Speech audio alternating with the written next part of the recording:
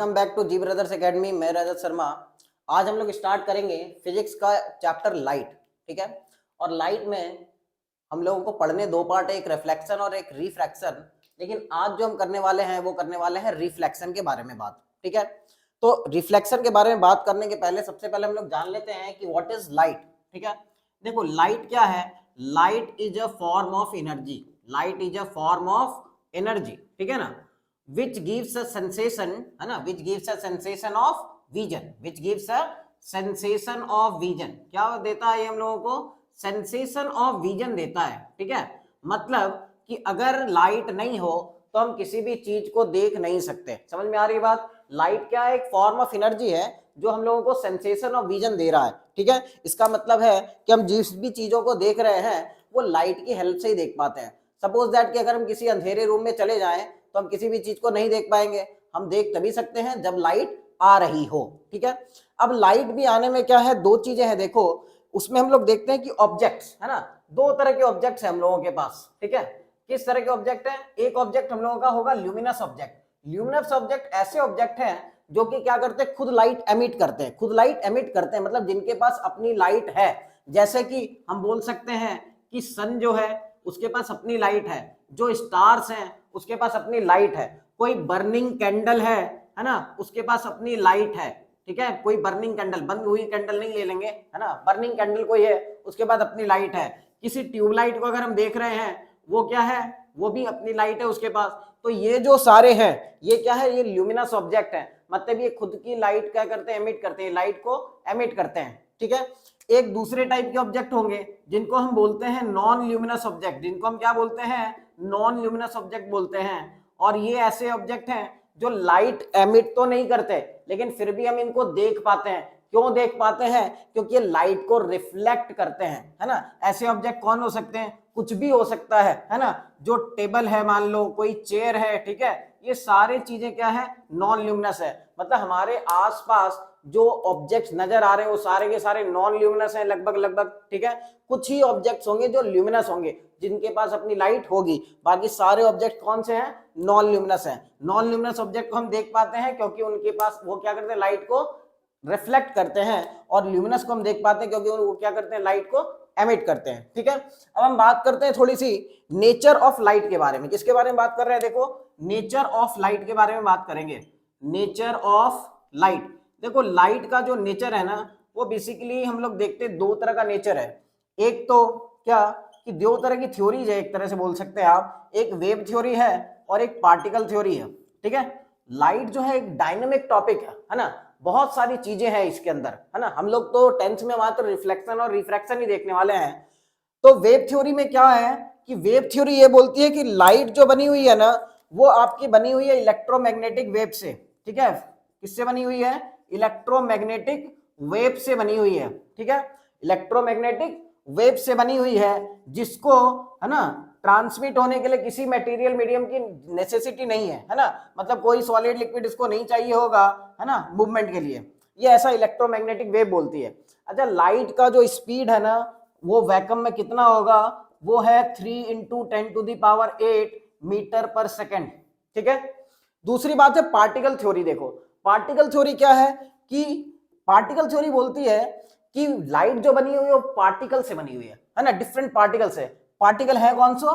तो वो पार्टिकल है, वो फोटोन पार्टिकल से बनी हुई है ना, वो फोटोन पार्टिकल से बनी हुई है। ठीक है, अच्छा, हम जो चैप्टर पढ़ते हैं रिफ्लेक्शन और रिफ्रैक्शन, वो इसी पार्टिकल थ्योरी में आता है। ठीक है ना, जो रिफ्लेक्शन और रिफ्रैक्शन है, जो रिफ्लेक्शन और रिफ्रैक्शन है, ये कौन से थ्योरीज में आ रहा है? ये आता है हमारा पार्टिकल थ्योरी में। ठीक है, अच्छा, तो भाई वेव थ्योरी में क्या आता है? वेव थ्योरी में आता है पोलराइजेशन, वेव थ्योरी में आता है इंटरफेरेंस। ठीक है, वेव थ्योरी में ये सारी चीजें हैं। ठीक, चलिए अब थोड़ा सा और आगे बढ़ते हैं हम लोग और देखते हैं कि ये रिफ्लेक्शन ऑफ लाइट का मीनिंग क्या है ना। रिफ्लेक्शन ऑफ लाइट का मीनिंग देख लेते हैं। देखो रिफ्लेक्शन का पहले मीनिंग देख लो। रिफ्लेक्शन का मीनिंग होता है बाउंसिंग बैक। कोई भी चीज कहीं पर टकरा करके जब लौट कर आएगी उस चीज को हम रिफ्लेक्शन बोलते हैं। मतलब रिफ्लेक्शन हो तो किसी भी चीज का सकता है। रिफ्लेक्शन क्या है? किसी भी चीज का हो सकता है। जैसे कि मेरे हाथ में जो पेन है, अगर हम मान लो फेंकते हैं, सामने वॉल पर लगेगी तो वह वापस आएगा, ये रिफ्लेक्शन है। बाउंसिंग बैक ऑफ एनीथिंग वो क्या है, रिफ्लेक्शन है।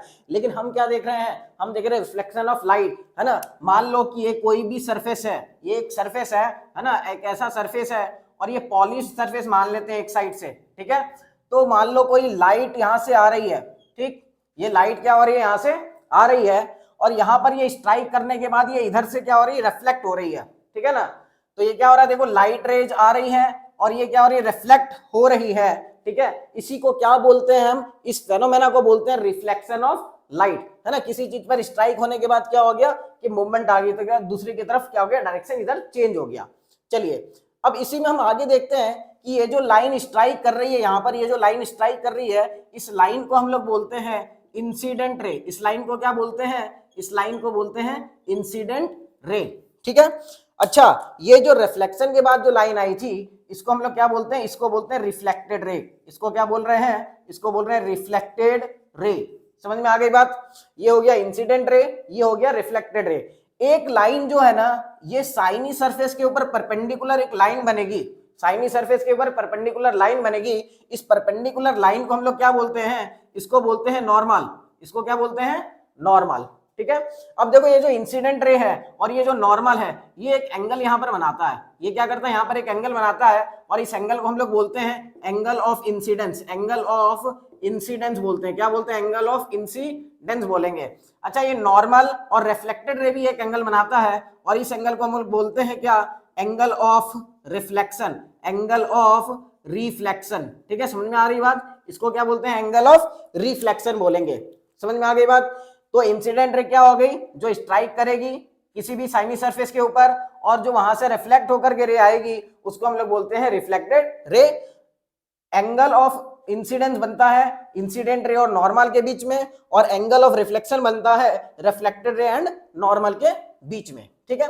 नेक्स्ट हम लोग देखते हैं कि ये जितने भी चीजें हैं, ठीक है, ये कुछ ना कुछ क्या है कि कहीं ना कहीं लॉज को फॉलो करते हैं, ठीक है। तो उन लॉज को हम लोग देख लेते हैं। दो तरह के लॉ हम लोग देखेंगे, ठीक है ना। तो लॉज ऑफ रिफ्लेक्शन देखेंगे पहले। लॉज ऑफ रिफ्लेक्शन, देखो पहला जो लॉ ऑफ रिफ्लेक्शन है वो ये बोलता है कि एंगल ऑफ इंसिडेंस जो है वो एंगल ऑफ रिफ्लेक्शन के इक्वल होगा। एंगल ऑफ इंसिडेंस जो है एंगल ऑफ रिफ्लेक्शन के इक्वल होगा। मतलब सपोज दैट कि एंगल ऑफ इंसिडेंस अगर 45 डिग्री का है तो एंगल ऑफ रिफ्लेक्शन भी 45 डिग्री ही होगा, ठीक है ना। समझ में आ गई बात। दूसरा क्या है लॉज ऑफ रिफ्लेक्शन, कि ये जो इंसिडेंट रे है, इंसिडेंट रे है, ठीक है। दूसरा हमारा रिफ्लेक्टेड रे है, रिफ्लेक्टेड रे है ना, और नॉर्मल है, ठीक है। ये तीनों जो है ये सेम प्लेन पर लाए करेंगे। क्या करेंगे कि सेम प्लेन पर लाए करेंगे। मान लो कि एक साइनी सरफेस है, ठीक है, एक साइनी सरफेस है, जैसे मान लेते हैं ये एक साइनी सरफेस है, ये इंसिडेंट रे आया और ये रिफ्लेक्टेड रे चला गया, ठीक है, ये रिफ्लेक्टेड रे चला गया, ये नॉर्मल है। तो सारे के सारे देखो एक ही प्लेन पर लाए कर रहे हैं। या सपोज दैट ये अब साइनी सरफेस हो गया, ये इंसिडेंट रे आया, ये रिफ्लेक्टेड रे चला गया और ये नॉर्मल है। तो अब देखो ये सारे इस प्लेन पर लाए कर रहे हैं, यहाँ पर, यहाँ इस प्लेन पर और यहाँ पर इस प्लेन पर लाए कर रहे हैं। समझ में आ गई बात। चलिए अब हम लोग देखते हैं कि ये जो रिफ्लेक्शन है, रिफ्लेक्शन दो तरह का हो सकता है। एक होता है रेगुलर रिफ्लेक्शन और एक होता है इरेगुलर रिफ्लेक्शन। इरेगुलर रिफ्लेक्शन को हम डिफ्यूज रिफ्लेक्शन भी बोल सकते हैं, ठीक है। इरेगुलर रिफ्लेक्शन को क्या बोल सकते हैं, तो डिफ्यूज रिफ्लेक्शन भी बोला जा सकता है। देखो तो रिफ्लेक्शन दो तरह के, पहला वाला जो रिफ्लेक्शन है वो है regular reflection. Regular reflection, regular reflection कैसा होगा, रेगुलर रिफ्लेक्शन इस तरह से होगा जैसे कि मान लो ये इंसिडेंट रे आई, ये रिफ्लेक्ट हुई, ये इंसिडेंट रे आई, ये रिफ्लेक्ट हुई, ये इंसिडेंट रे आई और ये रिफ्लेक्ट हुई। मतलब जितने भी इंसिडेंट रे आ रही हैं वो सारी की सारी सेम डायरेक्शन में ही रिफ्लेक्ट हो रही हैं। जो भी इंसिडेंट रे आ रही है वो क्या हो रहा है कि सेम डायरेक्शन में रिफ्लेक्ट होंगी। इसको बोलते हैं रेगुलर रिफ्लेक्शन। दूसरा वाला जो हम लोगों का रिफ्लेक्शन होगा वो होगा डिफ्यूज रिफ्लेक्शन। दूसरा वाला जो रिफ्लेक्शन है वो कौन सा है, डिफ्यूज रिफ्लेक्शन। तो डिफ्यूज रिफ्लेक्शन में क्या होता है कि मेरा जो सरफेस है वो थोड़ा सा, सरफेस जो है ना आपका, सरफेस थोड़ा सा इस तरह से होगा, मतलब पूरा स्मूथ सरफेस नहीं होगा, रफ सरफेस होगा। यहाँ का जो सरफेस है ये पूरा क्या होगा, स्मूथ होगा। मतलब आप इसको मान सकते हैं कि कोई मिरर है, सपोज कर सकते हैं कि एक मिरर है। ये जो है ये सरफेस कैसा होगा, ये सरफेस होगा आपका रफ सरफेस होगा। तो इसमें जो इंसिडेंट रे आएगी, है ना, और जो रिफ्लेक्टेड रे आएंगी, तो इसमें क्या हो सकता है कि थोड़ा सा जो है ना डायरेक्शन चेंज हो सकता है, सेम डायरेक्शन में मूवमेंट नहीं होगा, ठीक है, इस तरह से इधर चली जाएगी। अच्छा, इसको देखकर आपको ये नहीं समझना है कि यहाँ पर लॉ ऑफ रिफ्लेक्शन फॉलो नहीं हो रहा, लॉ ऑफ रिफ्लेक्शन यहाँ पर भी फॉलो होता है, ठीक है, समझ में आ गई बात। और ज्यादातर जो सरफेस हम अपने आसपास देखते हैं वो सारे रफ सरफेस ही होते हैं, और रफ सरफेस होने के कारण ही हम उसको बड़ी आसानी से देख लेते हैं, क्योंकि वो लाइट को इधर उधर बहुत ज्यादा स्कैटर करते हैं, तो हम बड़ी आसानी से क्या कर लेते हैं, उसको देख लेते हैं, ठीक है। नेक्स्ट जो दो चीजें हम लोगों को समझनी है वो ये कि ऑब्जेक्ट, ऐसे तो ऑब्जेक्ट हमने बताया आपको, लेकिन ऑब्जेक्ट और इमेज, ठीक है, दो चीजें हम लोगों को समझनी है इसमें।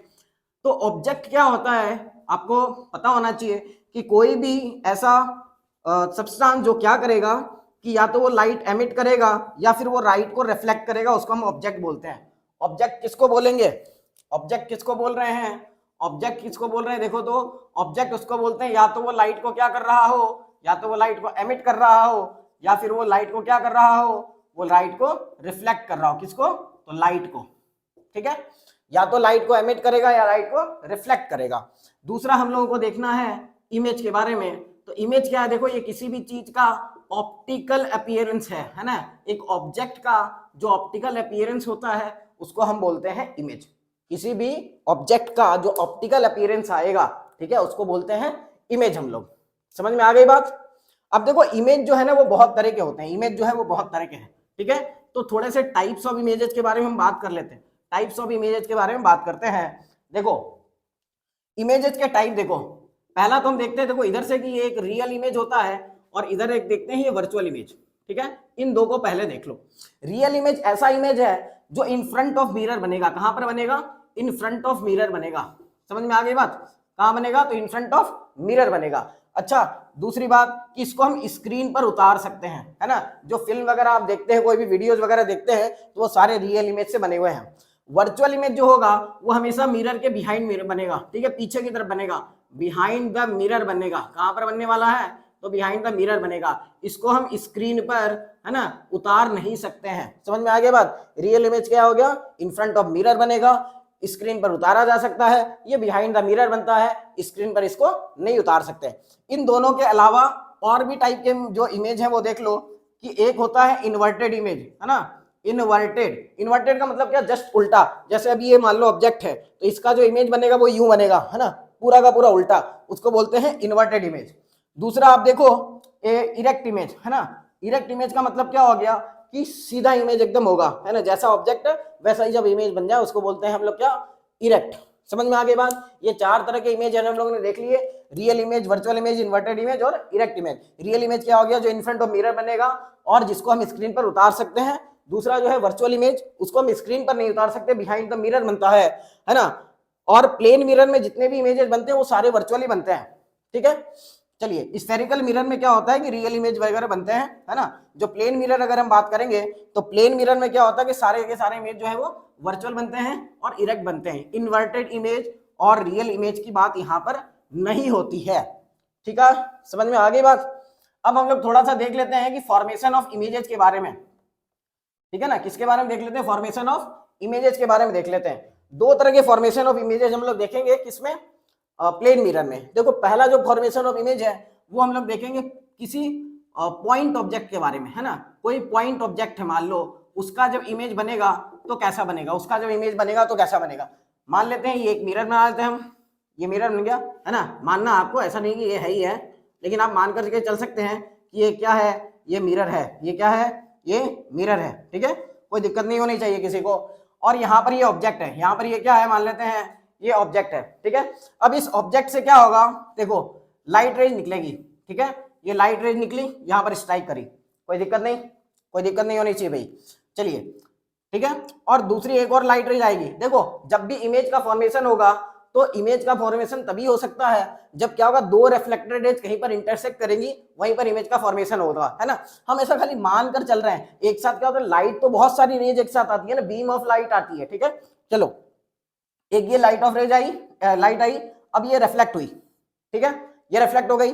अब एक दूसरी और लाइट आई, ठीक है, लाइट रे आई और ये भी क्या हो गई, रिफ्लेक्ट हो गई, ठीक है।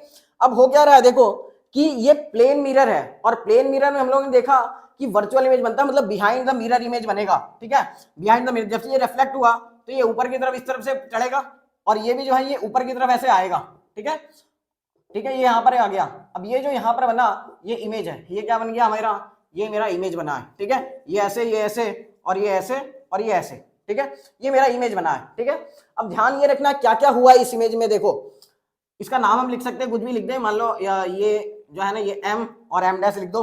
ठीक है, ये मिरर का नाम हो गया आपका m और m डैश, है ना। ये जो पूरा का पूरा चीज है इसको बोलते हैं क्या, इसको बोलते हैं एपर्चर। इसको क्या बोलते हैं, ये पूरा एपर्चर है, समझ लो, है ना। ये पूरा मिरर का एपर्चर है, इसी में क्या होगा कि कोई भी फॉर्मेशन होगा। ये हमारा ऑब्जेक्ट है। ठीक है, ये क्या है, ये ऑब्जेक्ट है। तो लाइट रेज आई और ये रिफ्लेक्ट होकर के हम एक इल्यूजन बना रहे हैं कि पीछे की तरफ इमेज बन रहा है। ये जो इमेज बना है इसमें दो तीन चीजें हैं। देखो इमेज कहां पर बना है, तो इमेज बिहाइंड द मिरर बना है। कहां पर बना है, बिहाइंड द मिरर बनेगा। ठीक है, दूसरी बात याद रखनी है कि इमेज जो बना है वो कैसा बना है, इमेज जो बना है वो कैसा बना होगा, देखो पीछे की तरफ बन रहा है ना, तो मतलब वर्चुअल इमेज बनेगा। कैसा बनेगा, वर्चुअल इमेज बन रहा है। ठीक है, इरेक्ट और इन्वर्टेड लिखने की यहाँ कोई नीड नहीं है, क्योंकि पॉइंट इमेज है, इसमें पॉइंट में क्या तो इन्वर्टेड और क्या ही वो इरेक्ट होगा, है ना। तीसरी बात कि देखो जितने डिस्टेंस पे ये ऑब्जेक्ट होगा यहाँ से मिरर से, उतने ही डिस्टेंस पे ये इमेज भी होगा, मतलब सेम डिस्टेंस होगा इसका। ठीक है, क्या होगा, सेम डिस्टेंस होगा। दूसरी बात सेम साइज भी होगा, जिस साइज का वो इमेज है ना, उसी साइज का वो जिस साइज का ऑब्जेक्ट है उसी साइज का इमेज भी बनेगा। समझ में आ गई बात। नेक्स्ट हम लोग को देखना है इसी में कि एक्सटेंडेड ऑब्जेक्ट, थोड़ा सा बड़ा अगर ऑब्जेक्ट ले लेते हैं हम, है ना, थोड़ा सा बड़ा ऑब्जेक्ट ले लेते हैं, है ना, थोड़ा सा बड़ा ले लेते हैं ऑब्जेक्ट, तब क्या होगा, ये मिरर यही रहेगा, प्लेन मिरर के बारे में बात हो रही है ना। पॉइंट वाले को की तो बात कर लिए, अब कर लेते हैं थोड़ी सी बड़े वाले ऑब्जेक्ट के बारे में। ठीक है, जो ज्यादा जरूरी है थोड़ा सा। सपोज दैट कि ये ऑब्जेक्ट हमने बना लिया यहाँ पर। ठीक है, ये एक ऑब्जेक्ट बन गया, समझ में आ गई बात। अब देखो ये मिरर है सामने, ये मिरर बना हुआ है भाई, यहां से लाइट रे जाएगी। ठीक है, और जब लाइट रे यहां से जाएगी ये वापस से इधर से आ रही है ना, लेकिन हम ऐसा इल्यूजन बनाएंगे कि भाई पीछे की तरफ ये मूवमेंट कर रही है इस तरह से। ठीक है, अब दूसरी एक लाइट रे आएगी। ठीक है, ये यहां से आई ऐसे, ठीक, और ये यहां से रिफ्लेक्ट करेगी लॉज ऑफ रिफ्लेक्शन को फॉलो करते हुए। ठीक है, यहाँ पर एंगल आई और एंगल आर जो है वो इक्वल हो जाएंगे। अब ये यहां से जो है पीछे की तरफ ऐसे मूवमेंट करके यहाँ पर मिल गया। ठीक है, दूसरा क्या होगा, देखो कि यहां से फिर एक लाइट रे जाएगी, फिर ये भी यहाँ पर इधर क्या होगा, आगे की तरफ बढ़ेगी, और फिर यहाँ से एक जो है क्या होगा, लाइट रे जा रही है और ये रिफ्लेक्ट होगी, और ये फिर जाकर के यहाँ पर क्या होगा, ये इस तरह से मिलेगी। ठीक, तो ये जो यहाँ पर इस तरह से ये मिल गई, तो यहाँ पर क्या बन गया, इमेज बन गया। ठीक है, ये इमेज हो गया। इस इमेज ऑब्जेक्ट का नाम मान लो ए और बी था, तो इस इमेज का नाम हम लिख देंगे ए डैश और बी डैश। ठीक है, आप इमेज को बनाने के लिए क्या करेंगे, अपने ज्योमेट्री बॉक्स का यूज करेंगे, कंस्ट्रक्शन थोड़ा सा करेंगे उस हिसाब से। ठीक है, चलिए अब देखो ये जो है ये बन गया पूरा का पूरा इमेज। अब ध्यान इसमें क्या रखना है कि ये जो इमेज बना है वो बिहाइंड द मिरर बना है, तो ये बातें आपको लिखनी होंगी कि कहां पर इमेज बना है, तो बिहाइंड द मिरर बना है। ठीक है, इमेज कैसा है, तो इमेज वर्चुअल है। इसके बाद इमेज कैसा है, तो इमेज इरेक्ट होगा, और क्या होगा, तो सेम साइज का होगा। कैसा होगा, सेम साइज का होगा, और साथ में और क्या लिखना आपको कि सेम डिस्टेंस भी होगा। क्या होगा, सेम डिस्टेंस का भी होगा, जितने दूर पर मिरर के ऑब्जेक्ट है उतने दूर पर पीछे की तरफ इमेज बनेगा। ठीक है, ये बातें आप देख लीजिए, इसको अच्छे से आप लिख लीजिए, समझ में आ गई होगी बात। नेक्स्ट हम लोग देखेंगे कि लेटरल इन्वर्जन क्या होता है। लेटरल इन्वर्जन बड़ा ही इजी चीज है। देखो जब भी प्लेन मिरर के बारे में बात होगी तो plane mirror laterally inverted image बनाता है। लेटरली इन्वर्टेड मतलब कि हमारा जो राइट है ना वो लेफ्ट की तरफ नजर आएगा, और जो लेफ्ट है वो राइट की तरफ नजर आएगा। आपने देखा होगा एम्बुलेंस लिखा हुआ किसी भी एम्बुलेंस के ऊपर, वो लेटरली इन्वर्टेड करके लिखा हुआ रहता है, ताकि सामने वाले को क्या नजर आए, सीधा सीधा पढ़ पाए उसको किसी भी मिरर पे जब वो आए। ठीक है, तो लेटरली इन्वर्टेड। ठीक है, सपोज दैट कि हम यहाँ पर लिख देते हैं, यहाँ पर लिख रहे हैं, देख लो जरा ध्यान से देखना भाई, यहाँ पर हम मान लो ऐसे लिखते हैं RED रेड, है ना, तो ये लिखा कैसे जाएगा, ये R है ना, ये E और ये D, इस तरीके से लिखा जाएगा। ये लेटरली इन्वर्टेड हो गया। ठीक है, चलिए नेक्स्ट हम लोगों को देखना है कि थोड़े बहुत यूजेस देख लेते हैं कि प्लेन मिरर काम कहाँ पर आता है। भाई देखो प्लेन मिरर कहाँ पर काम आएगा। पहला जो काम है प्लेन मिरर का कि वो आपको आपका फेस शो करने के काम आ सकता है, मतलब आप अपना उसमें मुखड़ा देख सकते हैं। ठीक है, दूसरा वो काम आता है क्या, पेरिस्कोप बनाने के काम में आ जाता है। किस काम में आ जाता है, पेरिस्कोप बनाने के काम में आता है। तीसरा क्या काम में आता है, बहुत जगह पर रोड क्या होती है, टर्न होती है बहुत तेजी के साथ, है ना, वहां पर ये क्या होता है कि रोड के टर्न्स पर लगाया जाता है ताकि सामने की तरफ से दूसरी तरफ से जो गाड़ियां आ रही हो वो उसको बड़ी आसानी से क्या कर सके, देख सके। और चौथा जो है ना वो ये कि बहुत सारे जो शॉप्स होते हैं है ना, स्पेशली जैसे कि ज्वेलरी शॉप्स वगैरह है ना, वो ज्वेलरी शॉप्स वगैरह क्या करते हैं, इन मिरर्स का यूज करते हैं अपनी दुकान को, अपनी शॉप्स को थोड़ा बड़ा दिखाने के लिए। ठीक है, ये इसके कुछ यूजेज है। किसके?